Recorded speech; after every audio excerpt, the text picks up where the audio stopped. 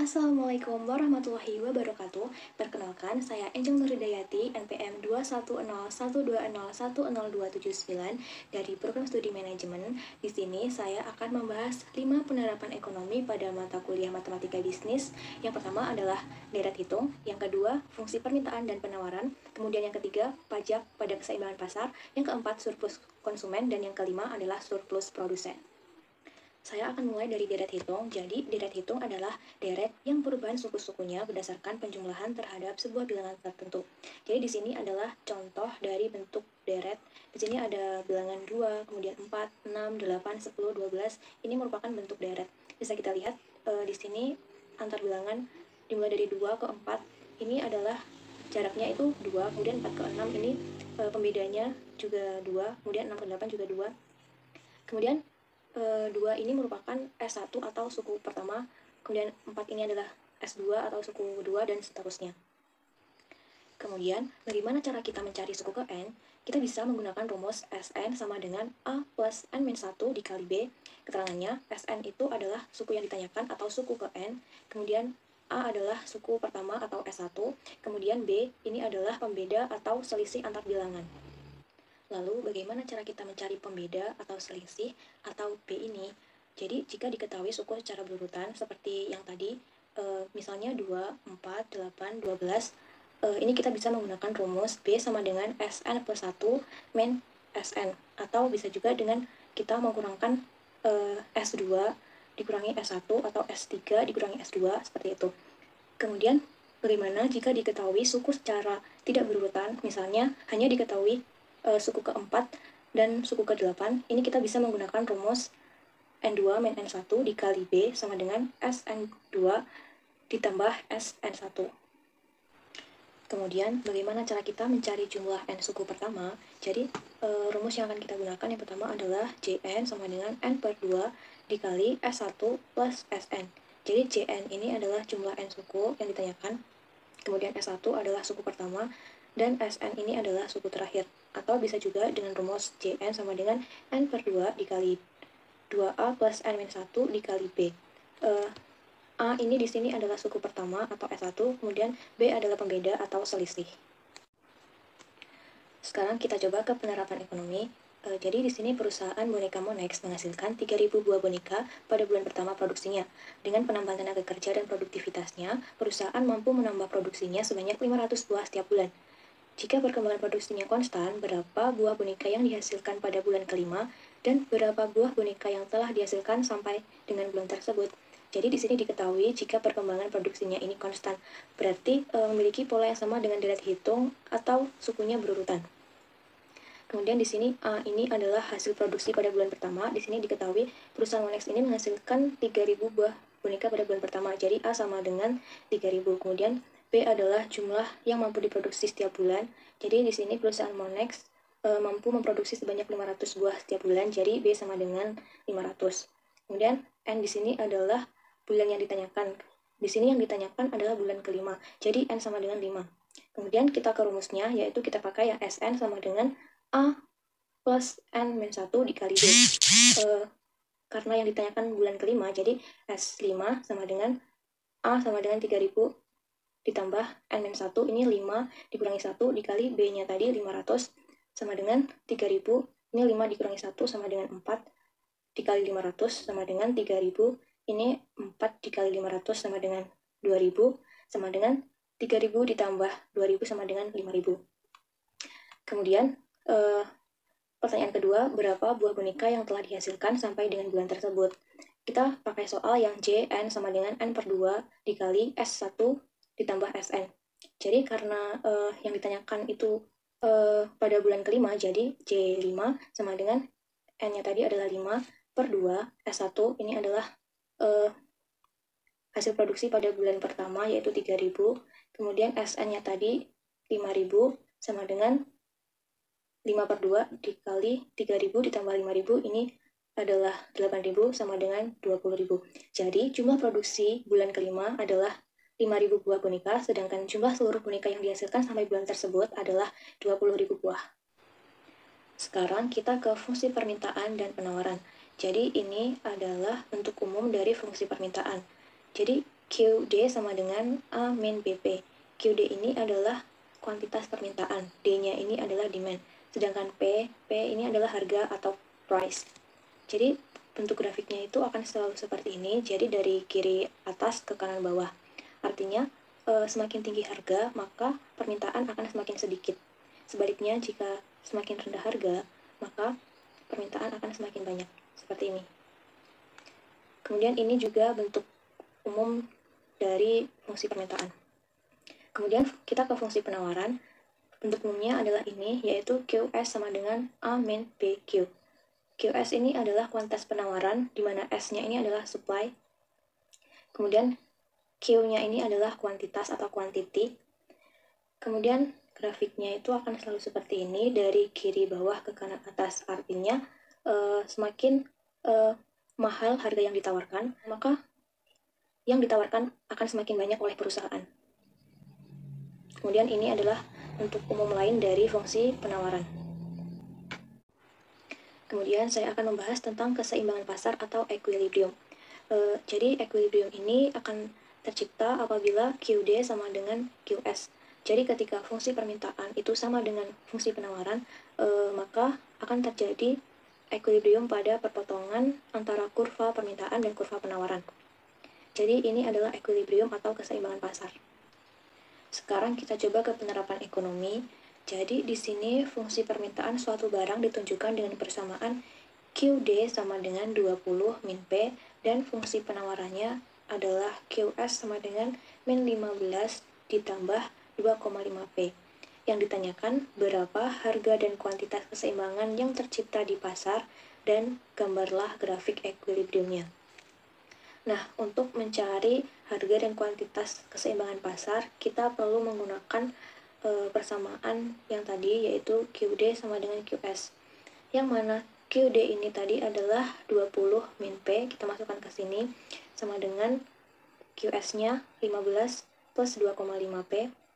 Kemudian 2,5 P-nya ini pindah ruas ke kiri menjadi min 2,5 P. Jadi min P, min 2,5 P sama dengan ini 20-nya juga pindah ruas ke kanan menjadi min 20, jadi min 15 dikurangi 20, kemudian ini dikurangkan jadi 3,5 P sama dengan min 15 dikurangi 20, ini min 35, kemudian ini P-nya sama dengan 35 dibagi 3,5, pindah ke sini, pindah ruas, kemudian P-nya sama dengan 35 dibagi 3,5 sama dengan 10. Kemudian kita mencari kuantitasnya juga dengan memasukkan ke salah satu persamaan antara QD dan QS. Di sini saya menggunakan persamaan QD, yaitu 20 dikurangi P. Q sama dengan 20 dikurangi P-nya sudah diketahui, yaitu 10. Jadi 20 dikurangi 10, Q sama dengan 10. Jadi equilibrium terjadi pada harga 10 dan kuantitas 10. Kemudian untuk cara kita menggambar grafik ini caranya, jadi kan kita tadi sudah menemukan harga atau price equilibrium yaitu 10 dan kuantitasnya sama dengan 10. Jadi tinggal kita masukkan ke dalam grafiknya, yaitu harga untuk 10 ini harga di titik ini kira-kira. Kemudian untuk kuantitasnya ini pada titik 10 itu di sini. Kemudian untuk kita bisa menggambar kurva permintaan, ini kita harus menemukan titik pada garis Q dengan memisalkan P sama dengan 0.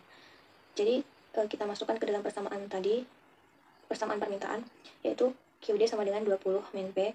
Jadi kan P-nya kan tadi kita misalkan sama dengan 0. Jadi di sini QD sama dengan 20 min 0, QD sama dengan 20. Jadi untuk titik 20 ini kira-kira di sini. Jika kita sudah menemukan titiknya, kita bisa menarik garis ke arah sini. Kemudian ini sudah terbentuk kurva permintaan. Kemudian untuk kita bisa menggambar kurva penawaran, kita perlu mencari titik pada garis P, di mana kita harus memisalkan Q sama dengan 0. Kita masukkan ke persamaan penawaran, yaitu QS sama dengan min 15 ditambah 2,5 P. Jadi kan Q-nya kita misalkan 0, jadi 0 sama dengan min 15 ditambah 2,5 P. Kemudian 2,5 P ini pindah ruas ke kiri, jadi min 2,5 P sama dengan min 15 ditambah 0, P sama dengan min 15 dibagi 2,5. 2,5-nya pindah ke sini jadi min 2,5 sama dengan min 15 dibagi 2, min 2,5 menjadi 6. Jadi titik 6 ini kira-kira di sini. Kemudian kita juga langsung bisa menarik garis ke arah sini, ke arah titik potongnya ini. Jadi ini sudah terbentuk kurva penawaran. Kemudian ini adalah titik equilibrium atau keseimbangan pasar, karena ini adalah titik perpotongan antara kurva permintaan dan kurva penawaran. Kemudian kita ke penerapan ekonomi yang ketiga, yaitu pajak pada keseimbangan pasar. Jadi pajak atau yang biasanya dilambangkan T ini akan mempengaruhi harga barang yang ditawarkan penjual. Jadi ini merupakan gambar grafik penawaran sebelum pajak ini. Kemudian jika sudah terkena pajak, grafiknya ini akan mengalami peningkatan seperti ini. Jadi otomatis harganya akan meningkat dan permintaannya akan berkurang karena harganya yang semakin mahal. Kemudian bagaimana cara kita mencari harga yang sudah terkena pajak? Jadi kita bisa menggunakan rumus P aksen sama dengan A plus T ditambah BQS. Ini adalah rumus untuk kita bisa mencari harga yang sudah terkena pajak. Kemudian kita coba ke penerapan ekonomi. Jadi di sini fungsi permintaan suatu barang ditunjukkan dengan persamaan QD sama dengan 20 min P, dan fungsi penawarannya itu adalah QS sama dengan min 15 ditambah 2,5 P. Kemudian barang tersebut dikenakan pajak sebesar 10 per unit. Jadi berapa harga dan kuantitas keseimbangan sesudah pajak, serta gambarlah grafik equilibrium. Jadi jika kita ingin mencari harga dan kuantitas keseimbangan sesudah pajak, hal yang perlu kita lakukan pertama adalah dengan menggunakan fungsi dari penawaran. Jadi ini adalah QS sama dengan min 15 ditambah 2,5 P. Ini kita jadikan persamaan yang baru dengan cara P-nya ini kita pindah ke ruas kiri menjadi P sama dengan 6 ditambah 0,5 QS. Kemudian jika kita ingin mencari harga dan kuantitas sudah pajak, itu kita menggunakan rumus P aksen sama dengan kita ke persamaan ini, kemudian ditambah jumlah pajak yang dikenakan. Di sini adalah 10. Jadi 6 ditambah 10 ditambah 0,4 QS. Kita buat ke persamaan baru. Di sini Q aksen S sama dengan min 40 ditambah 2,5 P. Ini merupakan persamaan penawaran yang baru. Ini adalah sudah terkena pajak. Jadi selanjutnya kita ke persamaan seperti yang tadi. Bedanya ini kita menggunakan fungsi penawaran dengan persamaan yang baru. Jadi QD sama dengan Q aksen S. Jadi ini kan QD sama dengan 20 min P sama dengan Q aksen S. Ini kita gunakan yang ini. Jadi min 40 ditambah 2,5 P. Kemudian 2,5 P-nya pindah ruas ke kiri menjadi min 2,5 P sama dengan min 40. Kemudian ini 20-nya juga pindah ruas menjadi min 20. Kemudian min P min 2,5 menjadi 3,5 P sama dengan min 40 dikurangi 20, ini sama dengan min 60. P sama dengan min 60 dibagi 3,5 sama dengan P sama dengan 17. Jadi harganya ini adalah 17. Harga setelah pajak. Kemudian untuk mencari kuantitas setelah pajak, ini kita sama saja masukkan ke salah satu persamaan yang tadi. Jadi Q sama dengan 20 min P. Kemudian Q sama dengan 20 min P-nya sudah diketahui. P setelah pajak ini adalah 17. Kemudian Q sama dengan 20 dikurangi 17 sama dengan 3. Jadi equilibrium setelah pajak terjadi pada harga 17 dan kuantitasnya adalah 3. Kemudian bagaimana cara kita menggambar grafiknya? Jadi kan kita tadi sudah menemukan harga dan kuantitas keseimbangan setelah terkena pajak, yaitu harganya tadi adalah 17 dan kuantitasnya adalah 3. Jadi langsung kita masukkan ke dalam grafiknya. Untuk titik 17 itu di sini, kemudian titik 3-nya itu di sini.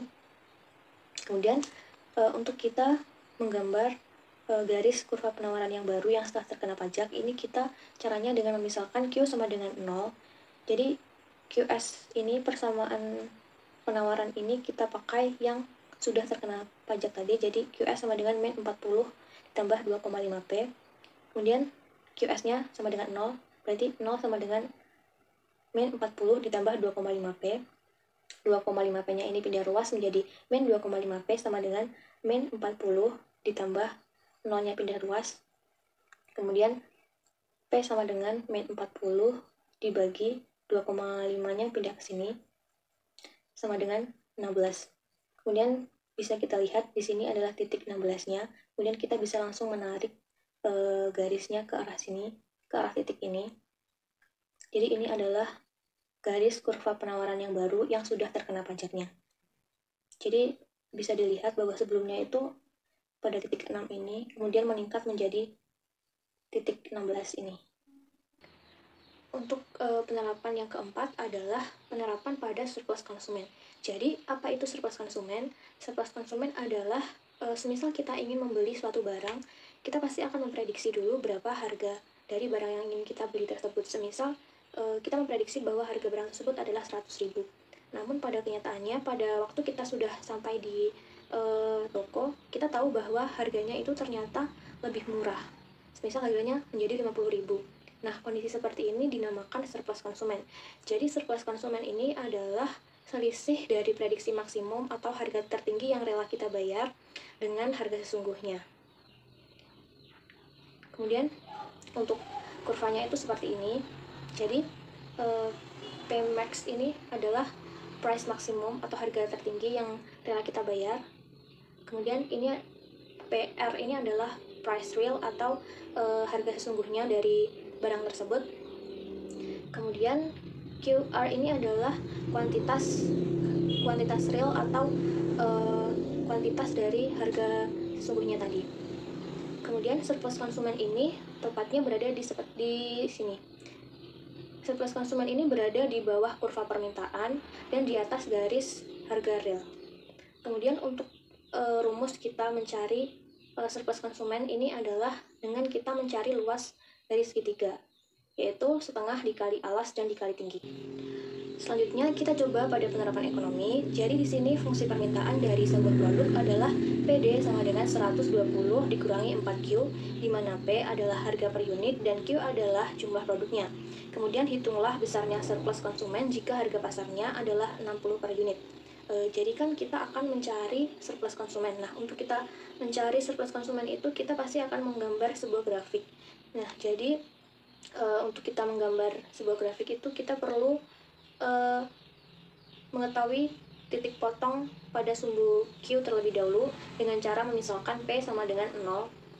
Jadi kita gunakan fungsi yang ini, PD sama dengan 120 min 4Q. Jadi kemudian yang 4Q ini pindah ruas ke kiri menjadi 4Q sama dengan 120, Q sama dengan 120 dibagi 4 sama dengan 30. Jadi langsung kita masukkan pada grafiknya, pada titik ini. Kemudian selanjutnya kita juga harus mencari titik potong pada sumbu P dengan memisalkan Q sama dengan 0. Kita juga akan menggunakan persamaan yang tadi 120 dikurangi 4Q. Karena Q-nya jadi 0, jadi ini min 4 dikali 0 sama dengan ini 120. Jadi ini adalah harga maksimumnya pada titik ini 120. Kita juga akan mencari kuantitas barang jika harga pasarnya adalah 60 per unit. Jadi ini diketahui harga pasarnya adalah 60 per unit. P sama dengan 60. Kita pakai persamaan ini, jadi 60 sama dengan 120 dikurangi 4Q. 4Q pindah ruas ke kiri sama dengan 120 dikurangi 60. 4Q sama dengan 60.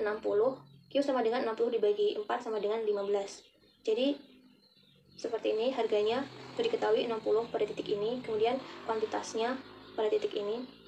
Kemudian kita sudah bisa melihat bahwa surplus konsumen ini tempatnya di sini. Kemudian bagaimana cara kita mencari surplus konsumennya? Ini adalah dengan rumus luas segitiga, yaitu setengah kali alas dikali tinggi, yang mana sama dengan setengah dikali alasnya itu 15. Kemudian tingginya adalah 120 dikurangi 60 sama dengan 60. Jadi ini setengah dikali 15 dikali 60 sama dengan 450. Jadi surplus konsumen ini diketahui 450. Selanjutnya kita ke penerapan kelima, yaitu surplus produsen. Jadi surplus produsen ini terjadi apabila semisal kita adalah seorang pedagang. Nah, untuk kita menjual barang dagangan kita tadi, kita pasti akan mematok harga dari barang yang kita jual tersebut. Semisal kita mematok harga 100.000, itu kita pasti sudah memikirkan bahwa harga 100.000 itu kita sudah mendapatkan untung. Nah, tetapi kenyataannya saat kita di lapangan, ternyata kita bisa menjual lebih mahal lagi. Nah, kondisi seperti ini dinamakan surplus produsen. Jadi kita sebagai pedagang, otomatis kita akan semakin untung. Karena kita bisa menjual harga barang dagangan kita lebih tinggi daripada harga yang kita perkirakan di awal. Jadi untuk grafiknya ini bentuknya seperti ini. Jadi ini adalah price minimum, harga yang kita patok di awal tadi. Kemudian ternyata kita bisa menjual pada titik ini, price realnya, harga realnya. Jadi untuk surplus produsennya ini tepatnya di sini, berada di atas kurva penawaran dan di bawah garis harga realnya. Kemudian bagaimana cara kita mencari surplus produsen? Kita bisa menggunakan rumus luas segitiga, yaitu setengah kali alas kali tinggi. Kemudian kita ke penerapan ekonomi yang kelima. Jadi di sini fungsi penawaran dari sebuah produk adalah PS sama dengan 15 ditambah 3Q, di mana P adalah harga per unit produk dan Q adalah jumlah produk yang dijual. Maka hitunglah besarnya surplus produsen jika harga pasarnya adalah Rp60 per unit. Jadi ini kan fungsi penawaran. Jadi kurva penawarannya hanya akan memotong pada sumbu P. Sehingga kita cari titik potong pada sumbu P. Dengan memisalkan Q sama dengan 0, P sama dengan, kita gunakan fungsi ini, sama dengan 15 ditambah 3, Q-nya 0, sama dengan 15. Kemudian, jika harga pasarnya adalah Rp60 per unit, P sama dengan 60, maka berapa Q-nya? Jadi ini 60 sama dengan 15 ditambah 3Q. Ini pindah ruas menjadi min 3Q sama dengan 15 min 60. 3Q sama dengan min 45. Kemudian Q sama dengan min 45 dibagi min 3 sama dengan 15.